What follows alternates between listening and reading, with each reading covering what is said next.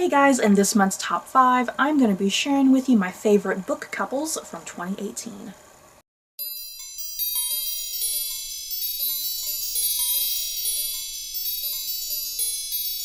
So this is a video that I've been doing for a couple years now, every February, since February is the month of love and Valentine's Day and whatnot. So yeah, for the last couple years in February I've been doing a top 5, kind of going back and revisiting some of my favorite couples from books from the previous year. So yeah, that's what this video is. This is going to be all couples from books that I read last year in 2018. And yeah, let's get going. I got some pretty exciting ones here. At number 5, I have Minnie and Sasha from The Romanov Empress by C.W. Gortner. And this is historical fiction taking place in Russia, kind of the mid-1800s, until the fall of the Romanov dynasty in 1918. Yes, I love this book. You guys, this was such a great book. And this book follows the mother of Tsar Nicholas II, his mother, Maria Feodorovna, who she goes by Minnie in this. That's how she's often referred to as Minnie.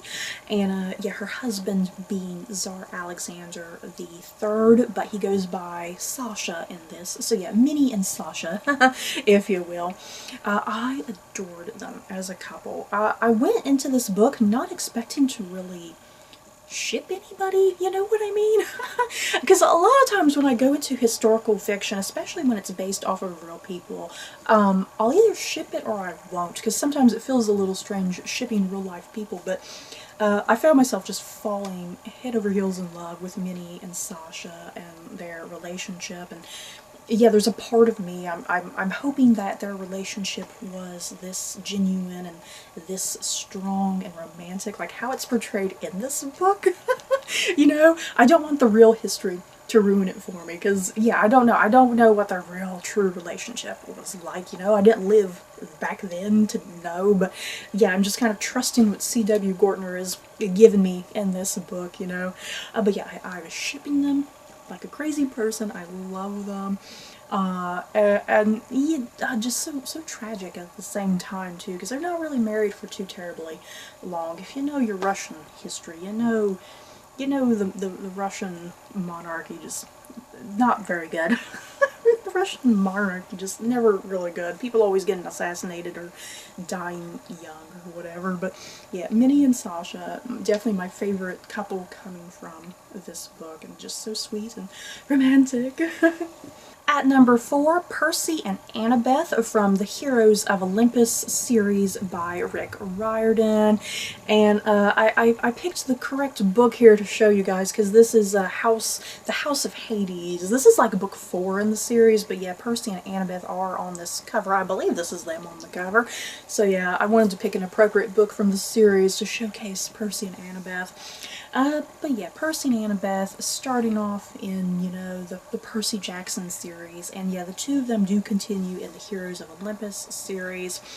And what I in particular enjoyed about the Percy-Annabeth relationship in this Heroes of Olympus series is the fact that this series is kind of making a point of saying Percy and Annabeth, they are forever, you know, they are forever, they will always be there for each other. They are end game, you know, that's the thing, they are end game. There's literally not going to be anything that's going to step between them to ruin their relationship. Hopefully. Jesus Christ. Rick Riordan, if you make another series and you ruin Percy and Annabeth, I'm going to come and I'm going to kill you.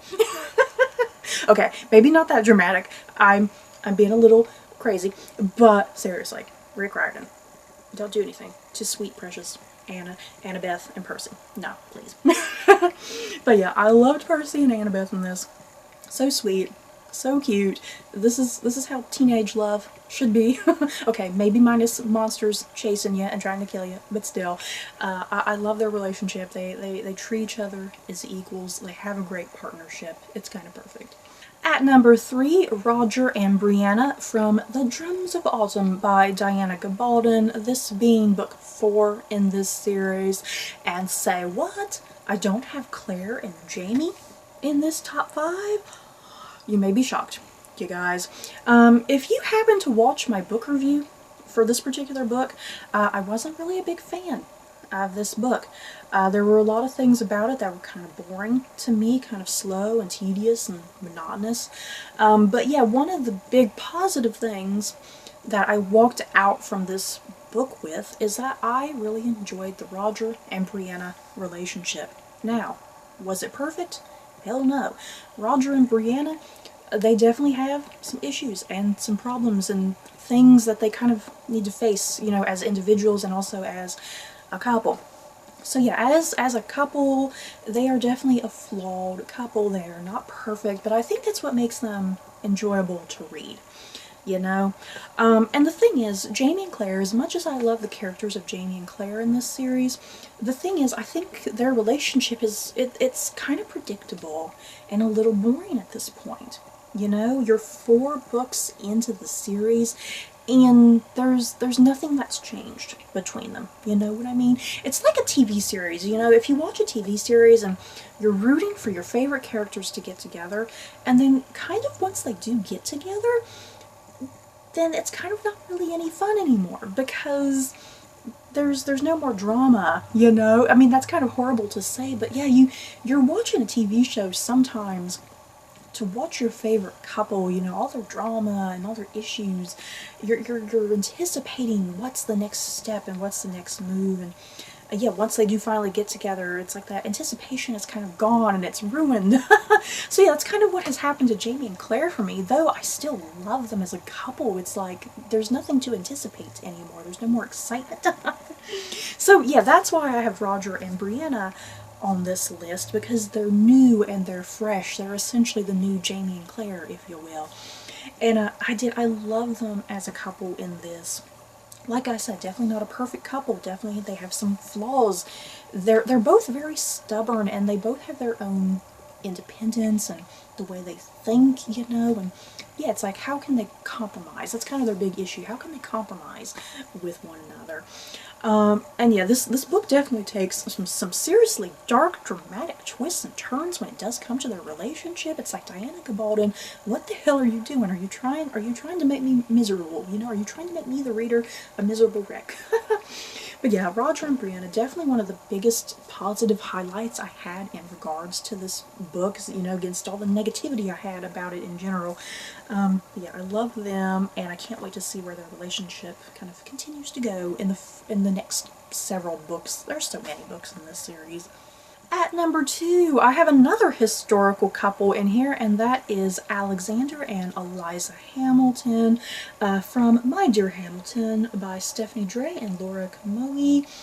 Oh my god, I loved the Hamiltons in this. They were so amazing.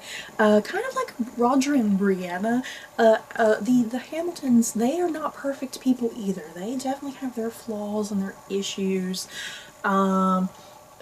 Yeah, Alexander Hamilton, him having some affairs on the side. And then, yeah, poor Eliza Hamilton, poor girl. But yeah, it's like you still find yourself shipping them, you know? It's like, you're like, girl, you need to get away from this dude. He's trouble. He's kind of horrible at times. But at the same time, you love them, you ship them, you want things to work out. They actually work really fantastic together as a couple and as a pair, as a team. They have a great partnership at times, you know, when their relationship is working. But yeah, I mean, that's kind of the great thing about this book. This book explores kind of every nook and cranny of their relationship. You know, it is historical fiction. Things might be a little fantasized, romanticized, whatever. But yeah, you get to see the good times, the bad times, how they deal with it as individuals, how they deal with it as a couple.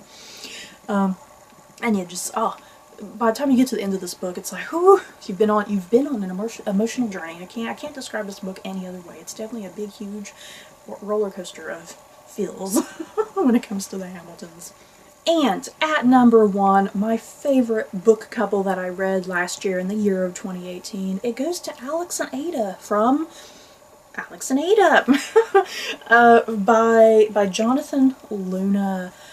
Oh, you guys, if you've not read this series, there's something wrong with you. You need to get this book immediately. This is a graphic novel. This is the complete collection that I have here. And this series, it takes place kind of in the near future, like a very realistic near future as well. Like, the technology is not heightened to such a degree that it's kind of crazy, you know. The technology, it's really relatable, and kind of, you can see like real world things kind of going on, things that are really in development now, you know. But yeah, it takes place in the near future, where androids are fully fleshed out human beings in a sense. You know, they look realistic, they sound realistic. The only thing is, though, they're not sentient. You know, they're not really full human beings. They don't have like their own thoughts. You know, they are programmed essentially.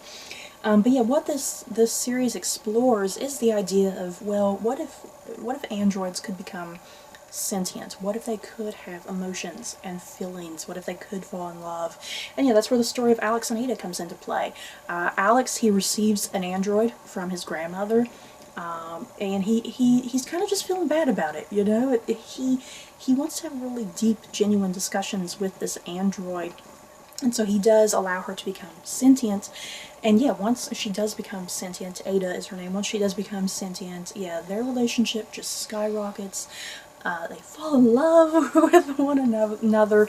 This is seriously just a beautiful story, you guys. It's beautiful and emotional, and it's very deep, and it really makes you think, and it makes you think a lot about the future. Not just the future, but it kind of makes you think about now.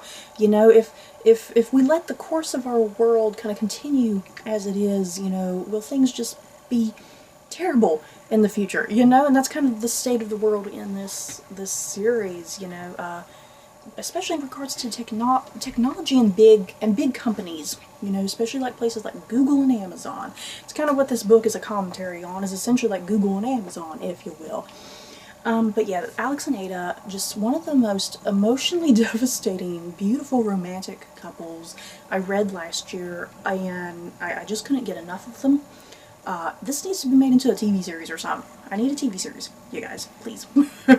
So that's it for my top 5. In the comments below, do you guys like my pairings? Do you hate them? If you hate them, that's okay. What couples did you guys enjoy from last year, your previous reading from last year? Any couples that stood out to you in particular? Just let me know your thoughts down below. So that's it for this video. Don't forget to like, comment, and subscribe. And if you like this video, you may like these other videos. Bye, guys.